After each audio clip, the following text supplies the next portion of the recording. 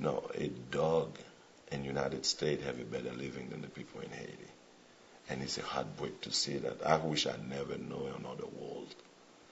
I wish I'd never been traveled to another place to see the difference, the comparison between the Haitian living condition and the people here in the United States. You asking yourself, what's going on? Why can't we do something? Human. I'm talking about people who living below of human capacity living. There's nothing like that in the United States. Even if we have poverty in the United States, some people said, well, we have poverty here, but it's not like in Haiti. You never see anything like that. You never see anything like that. You never see people who are fighting for just a grain of rice. Some of the places we try to distributing food, if a little bag fell on the floor, people just brought it together, like pushing it together, so they can have it and carry it home. Fighting. The last distribution I have in City Soleil, we have 500 bags of food to distributing about 25 pounds, and we have over 5,000 people coming. And when they find out they're not going to receive anything, they're not going to find food for themselves, man, it was a break loose, fighting everywhere. We were not able to do it. But the thing that touched me the most about the earthquake, and really touched me a lot, is a family living outside of my wall. They have 3 children, and then the mother and the husband coming to me and my ground, holding one of the little boy, 8 years old. The picture is right here, holding that little boy. Say, Pastor, help me, because cement brick wall fell over my children, my boy, and I need a transportation. I need something, or maybe oxygen or something to save the life of that little boy. He was, bleeding and everything. There was a way. If we have a way, that little boy will not die. That man and the woman was crying to death to save the life of that little boy. And after 45 minutes, you try to find help. I was not able to help this young boy. This is the worst devastating situation for me until today. I don't have a vehicle on my property. And to be honest with you, maybe even if I have the vehicle, I will not drive around, because there was a little bit fear come upon us, upon me. I don't know what to do, what's going on. So we don't have a vehicle. There was no ambulance. There was no way to call. You could call nobody to find any answer. Everything was shut down, It was that's what I call darkness moment of Haiti. Did you feel like you had any help? No. I mean, because you didn't have any communication. No communication. You didn't have any medical. Well, You're almost on an island. Well, believe me, except depend on God. That's all. We could, How heavy did you rely on God? Completely. What can you do? I believe what was going on is above manpower. It has to be something. And for you to survive it, you just have to keep trusting in God.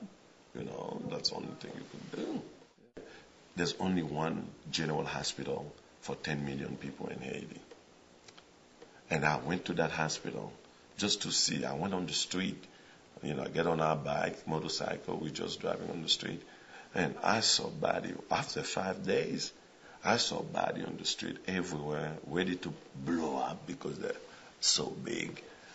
And it's not even one. I'm talking about 100 of bodies everywhere. You turn, is body everywhere. And I went to the general hospital in Haiti. And I went there, and I saw body like thousands of body. And there was a tractor try to bring bodies together, putting bodies together so they can shovel it and put it in the back of a pickup truck to dump it to a big force or to a big hole that we dig to somewhere else, And I was not able to stand anymore, because it was about 4,000 to 5,000 bodies, and I ran back because I was not able to hold it anymore, and all I could do is to yell loud I can to get it out of myself, because I just yelled because it was too much to see human bodies. I never see anything. It's like I never been in a war, or I never been to any situation like this, to see all those bodies on the floor, on the ground. and then tried to have to pull everybody together. Yeah. That was amazing. Communications down for a long period of time with hospitals and health in trouble. A lot of people, I would assume, would go to their faith and ask you for help. Were you just having just an unbelievable amount of people coming to you? Many coming.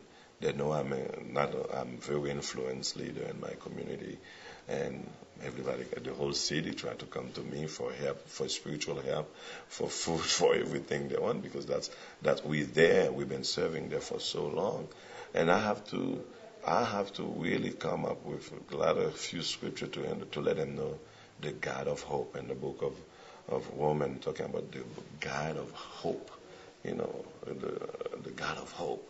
I have to reinforce that many times.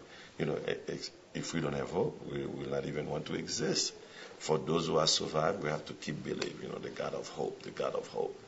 One of the greatest testimony I have to beside that little boy that was dead right in front of me, that really, for some reason, touching me so much, because I call that so many deaths that I saw in Haiti, I call that stupid death. It's a very simple thing that could, people died because of lack of very simple, like a transportation. We don't have an ambulance. It's not like a very simple thing. They should not die like this, because we should be able to help more. But one of the greatest miracles that God done for me, my daughter, supposed to be in the law school, crossed the palace, the White House. Mm-hmm. There's about over, I believe, 400-500 student youth, young people who are striving for education, for the bread of education, because it's not easy to have it, to have education. There's no public government offer you, nothing. You have to do your own way. And then she was supposed to be on that afternoon, on that class, on the afternoon, and she escaped to go to a choir rehearsal, practicing. And she sang. She thinks she's the idol of Haiti, and she sang everywhere now, everywhere. And I'm like a father, always said, make sure you're in school, because that's our little bit striving for us. Go to school, go to school. I'm a man, strongly believe in education. For some reason, that's the reason why we started school. We're doing everything we're doing, teaching children, because without education, they will be in the same condition they are in right now.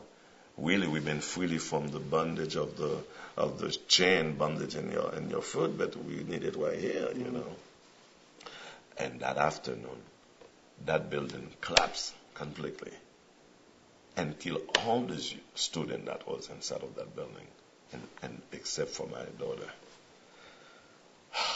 That was a miracle. That was a miracle. And after 5 days, I drove by to show my daughter the school. She passed out and faint, because she realized that's where she was going to be right under that break, that cement break, dead, And I tell her, this is not a moment to faint, you just have to thank God you're alive,